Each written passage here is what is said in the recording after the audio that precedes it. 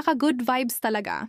Si Sarina Hilario ay naging muse ng Hilario team sa isang local na palarong basketball at agaw pansin ang kanyang pagiging game at energetic sa buong event. Sa kanyang paglabas bilang muse, hindi lang siya basta naglakad sa court, nagpakitang gilas din siya sa pagsayaw, na talaga namang ikinatuwa ng audience. Makikita sa kanyang mga galaw ang suporta at pagmamalaki para sa kanilang team. Nakakatuwa panoorin si Sari dahil bukod sa ganda at charm niya, dama rin ang pagiging down-to-earth at sporty niya. Walang arte, all out ang energy, kaya naman hindi na nakapagtataka kung bakit lalo siyang hinangaan ng mga manonood.